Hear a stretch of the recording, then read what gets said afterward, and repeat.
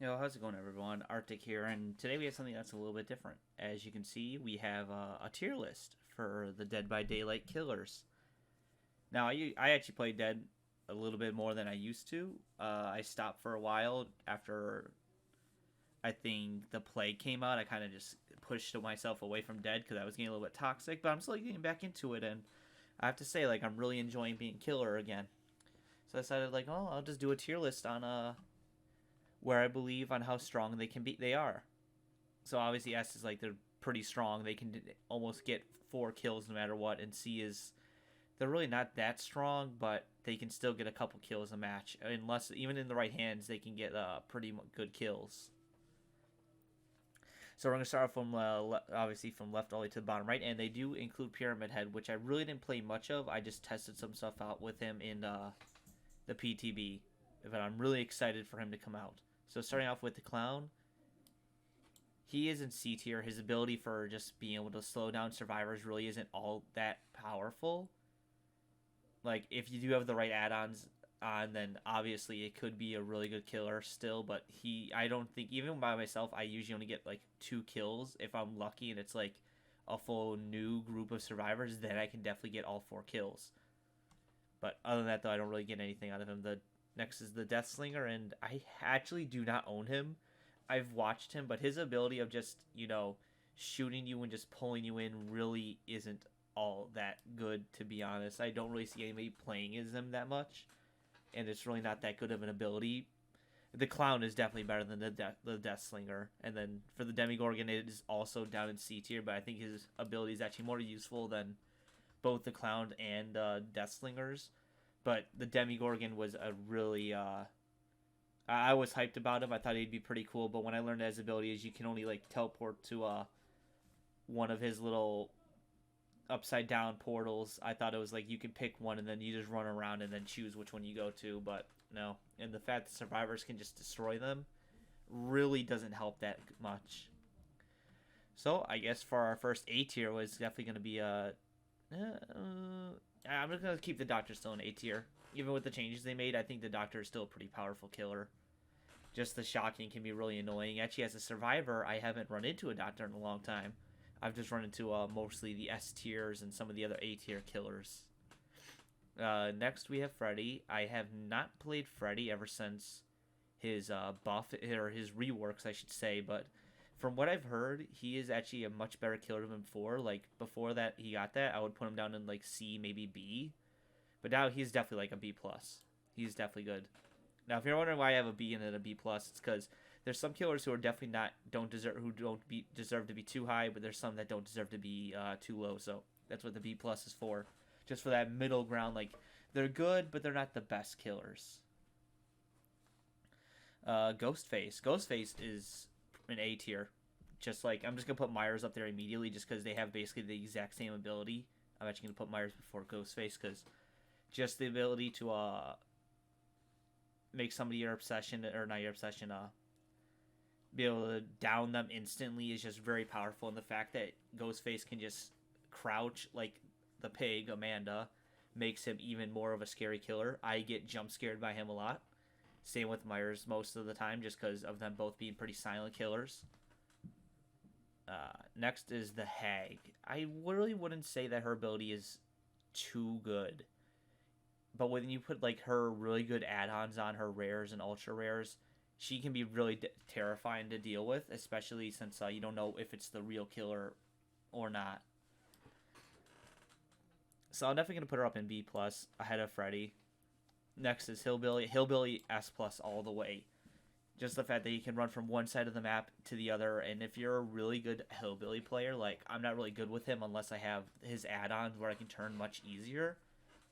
I've still seen other players just go and knock me down, knock anybody I've played with down, and it's like they'll just be from one side all the way to the other, and just it's just done.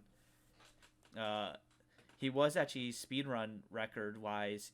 Hillbilly was the fastest to get it done, to get hold a world record. So that proves on how good he can be, especially in the hands of a right player.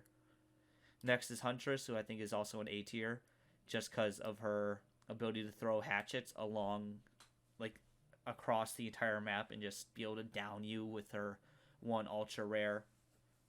But the one downside of her is the amount that she has, and if you're not that good at with the hatchets, like I cannot play the Huntress for the life of me. I tried my best for the achievement to throw 1,000 hatchets. I just stood in front of a locker throwing hatchets at it the entire for like 10 matches. So anybody who can do play the Huntress and is good as her, congrats on you. You are pretty good at the game, I would say. Leatherface is. I really don't like Leatherface just because every Leatherface I go against, they just camp. They don't do anything else. They could have barbecue and chili, they could have Noed, and they will just camp because they don't do anything. I don't really ever escape the chainsaw, but when I do, though, I feel pretty good about myself. But most of the time, I'd rather go up against Hillbilly than Leatherface. And I escape Hillbilly more than Leatherface just because at least the Hillbilly players, they don't camp you. Legion. Legion can be a little bit tricky because their power is not the best, but when you're in a group though, and if it can get like 2, 3, or even all 4 players all with its ability, that deep mending would be the mending stuff can devastate a game pretty easily, especially if they can just knock one person down because you can't just stop and go and rescue them. You have to heal yourself first, and then if you get found, it causes more problems than anything else. But that's never really the case as the Legion because I'm currently playing as him. I can never get them in a big group. I can usually get 2 of them, but then the other person usually mends himself all the way before it's too late, before I can get to them again. Nurse S plus, same thing with the Hillbilly. She can just blink from one side of the map to the other in the hands of a really good player. I used to be a Nurse main. I was pretty good at one point. I cannot do it anymore. But she's just pretty devastating of a killer as the Hillbilly is.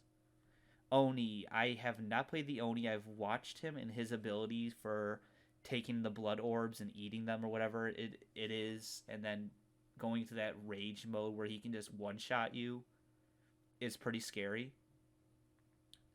I would definitely put him up in probably the lower class for A, just because of how powerful he can be.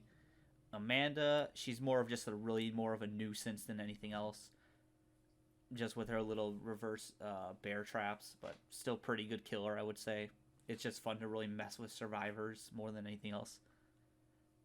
Next is the Plague. Plague, I would say, would go down into... I would say B. Once again, just like Amanda's, her ability is just more of a nuisance than anything else. And then if you do, just wash yourself, because most of the time I don't ever wash myself when I get thrown up on, because it just gives her more power and stuff, and it's just I'd rather not take the risk and ruin it for everybody else who can keep going. Next is the Spirit. High B's. Definitely high B's. She's a pretty good killer. Can't put her up above past Hag, but if I could, she'd go past the Hag. In the hands of another right player, maybe she could be almost an A, almost an S tier. I think if she got like a little bit of a buff, that she doesn't even really need a buff. I think she's perfect, to be honest. But I know some people would want her to be able to like find a way to track survivors a little bit easier. I know that's what I would want, to be able to like have another way to be able to see survivors. I know that would make her a little too OP, and then the survivor fan base would get a little bit salty at that. But yeah, so she's just gonna be a B. You know what? We'll make her a high A, just because she can be really good at sometimes. Trapper. I love the Trapper. He's been my main for a long time, but everybody knows how to deal with the Trapper. He's not really that terrifying. If you see a window, you most of the time know that there's probably a trap through there. If there's a basement near the killer, if there's basements in the killer shack, there's gonna be a bear trap at the window, almost like I would say 60% of the time, because that's what I do. I put it near the window, because if I can get somebody down in the basement, then it's done. Somebody will get themselves there. And then you have people, they can just place bear traps at the stairs. Everybody knows where they go almost on every map. Really not that strong of a killer unless he's got good perks. Wraith. As long as you know how to deal with the Wraith with the invisibility and able to like see him coming, he really isn't that big of a deal. But to newer players, he can be a little terrifying because he can disappear out of nowhere. But as long as you have a flashlight and you can just flashlight him, I believe you can still flashlight his invisibility. I haven't done that in a long time, and I haven't kept up with the patch notes for anything that they've done to the Wraith because he's had quite a few changes. But as long as you can just flashlight him while he's invisible, because I think you can still do that, you just stun him and then you're just done. He's done. He's out of the game then. But yeah, I would say he's a pretty good killer, especially with his ultra rare for being able to see people when you're invisible. That's pretty damn good. And last but not least, Pyramid Head. I think Pyramid Head will be either A plus or C, or A plus, top A or S tier, because he can just be really good, especially with him being able to trap people inside another cage, another way instead of just hooking people. I think that's pretty damn powerful.